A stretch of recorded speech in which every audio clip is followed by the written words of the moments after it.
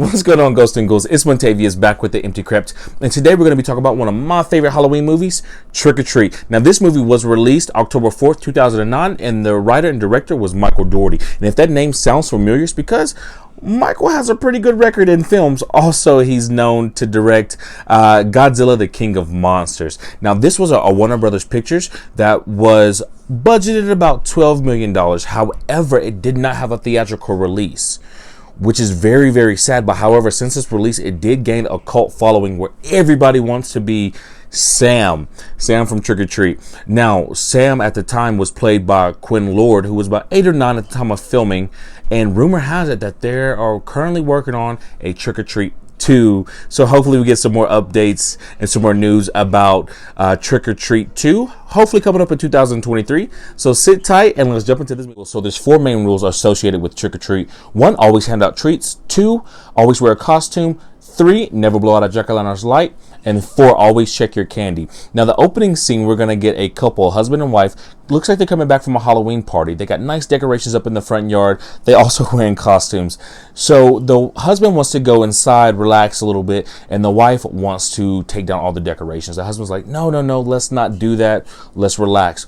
And he tells her, do not blow out the jack-o'-lantern's light because of old tradition.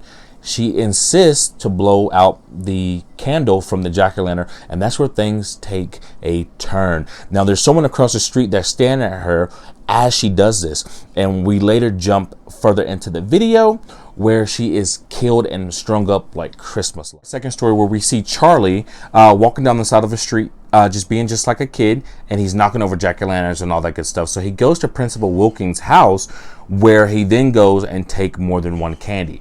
Principal Wilkins actually catches him in the act and then invites Charlie to sit down a little bit as he carves a pumpkin.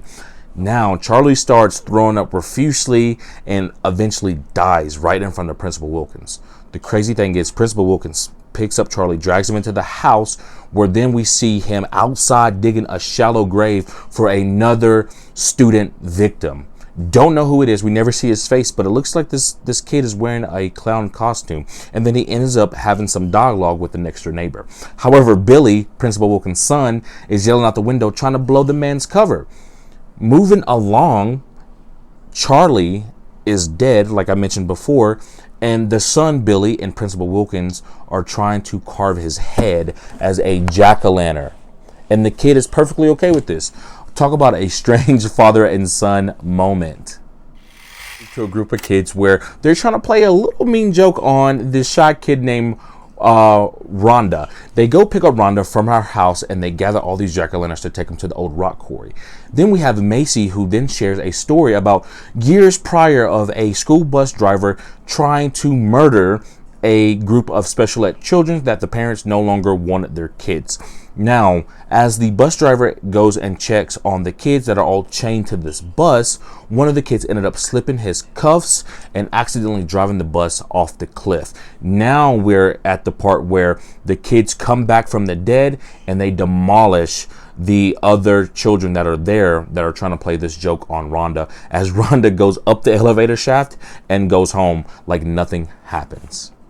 Next story, where we're down in Warren Valley, Ohio, in an alleyway where we see a masked assailant dressed up as a vampire and a young, beautiful woman. Now they're making out, doing all that crazy stuff, and then the woman notices that she's bleeding.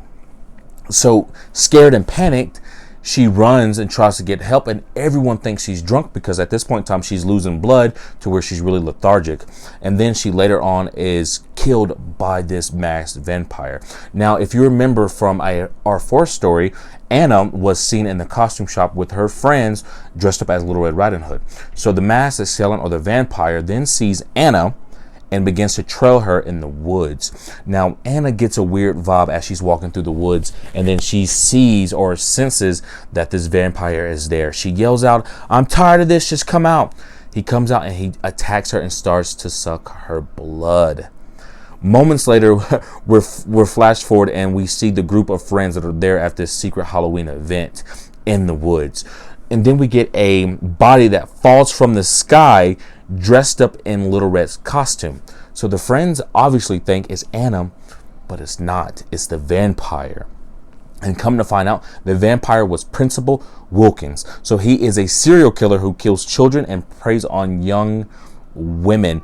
And his son is following in his footsteps as they carve Charlie's head. Now, the crazy thing about this secret Halloween party is that the fact that it's a werewolf gathering.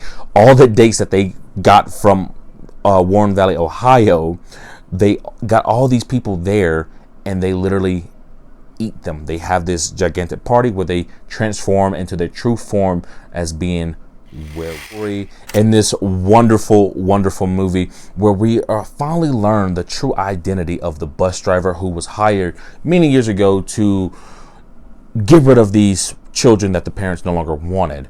Now, remember how I said before how Principal Wilkins and a neighbor shared some dialogue? Well, the neighbor was the bus driver. You see how all this is intertwined. And so the bus driver lives alone. He doesn't like Halloween, and no family, no kids, no nothing.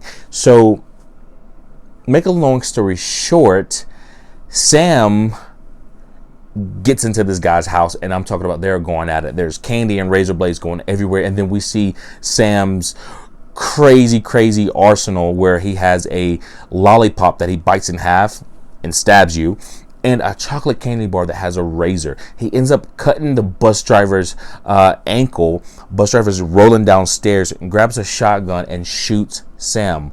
Well, good thing for Sam is that he's a pumpkin demon and doesn't die. So then Sam literally has the upper hand to kill the guy, doesn't, takes his candy, leaves. Now, the bus driver at this point in time feels the Halloween spirit and wants to give out candy. If you remember our 4 rules, always hand out treats. So the bus driver is now handing out treats to the trick-or-treaters. As he shuts the door from handing out candy, he gets another knock on the door. But this time, it is the children that he massacred many years ago coming back for revenge. Wow. And if you guys like this video, don't forget to give me a like. Also, don't forget to comment, share, and subscribe, and we'll catch you in the next one.